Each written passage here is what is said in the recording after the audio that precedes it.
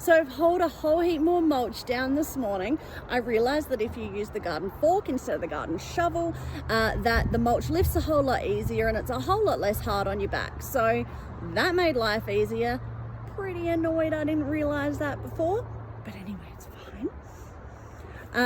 I still have maybe 4 or 6 loads of mulch to bring down, but they're not going anywhere where I plan on planting at the moment. So I thought I'd give myself a break from hauling the mulch and I'd start laying out my plants.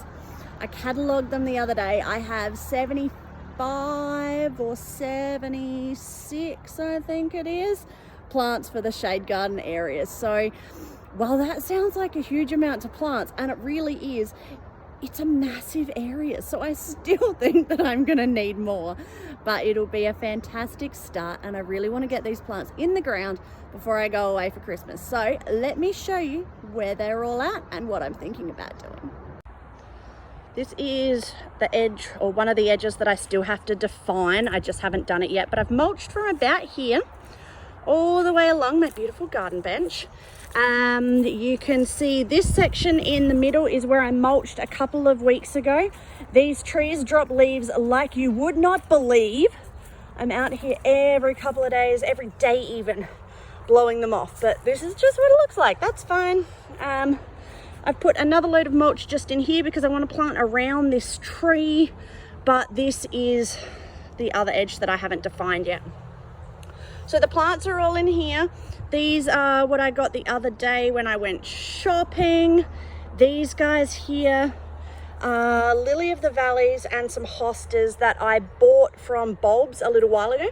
And the others are inside. So let's go and have a look at them. Under the grow lights in here, I have the black pearl heucheras and the silver gumdrop heucheras that got lost in the mail a couple of days ago. They're going in the shade garden. The violets are coming up all right after the lost plant fiasco, but there's one more group of plants for the shade garden. Don't laugh, but the bath makes for an excellent place to store hostas.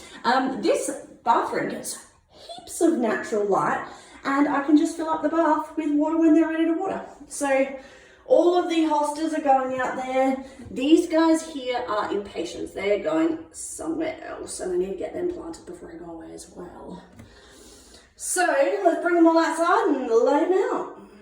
This area is really interesting because I look at it a lot from this angle. I love the arch of the trees. You can see I've got all the plants out here. It is a lot of plants. So I look at it from this way a lot. I look over here a lot. I love sitting on this garden bench and looking at what will one day be my vegetable patch. And just imagine looking out here again under the arch of the tree leaves. But we also look at it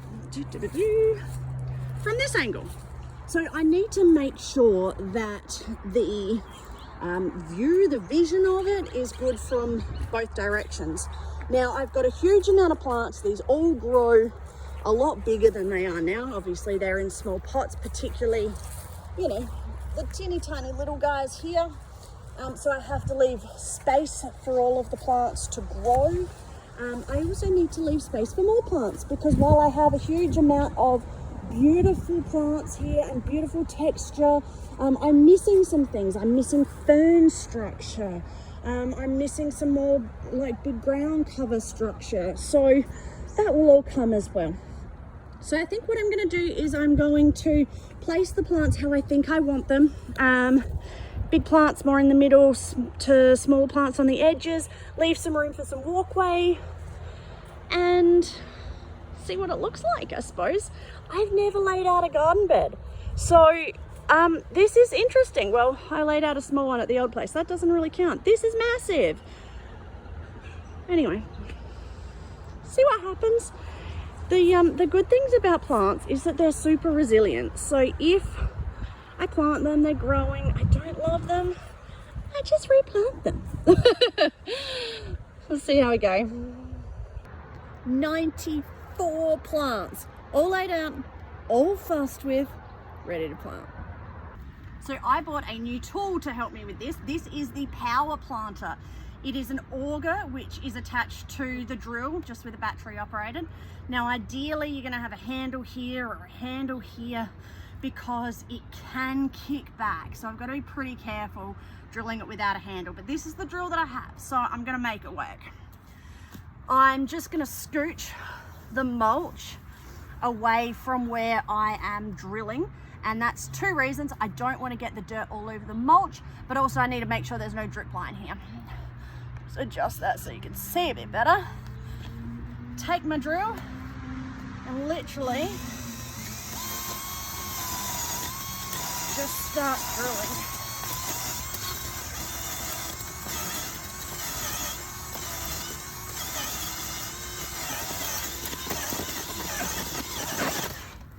See, it just wanted to kick there, but I found that if I do this,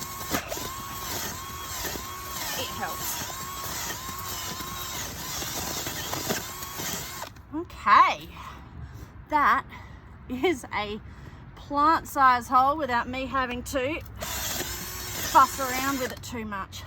Now in each hole I'm going to put a handful of granulated fertilizer, and I have a 10 centimeter pot full of compost. So I'm just going to mix that in there. Use the drill to give it a bit of a mix again. Take my plant. Break up the soil a little bit just to get it at the right depth.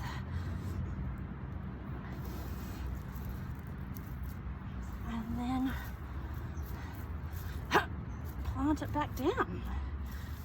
Move the mulch back in, and we're good to go. Only, 90 something left.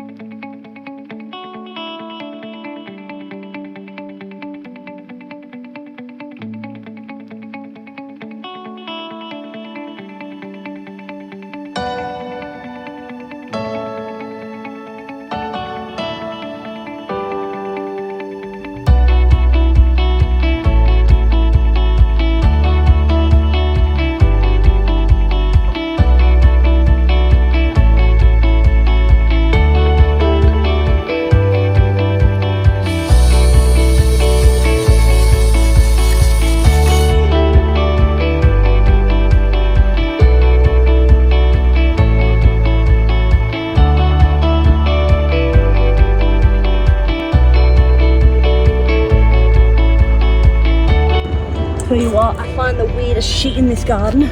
This is a bit of irrigation pipe. I've got no idea where it comes from, but it is like a hand distance under the ground. So what on earth were they thinking? Yeah.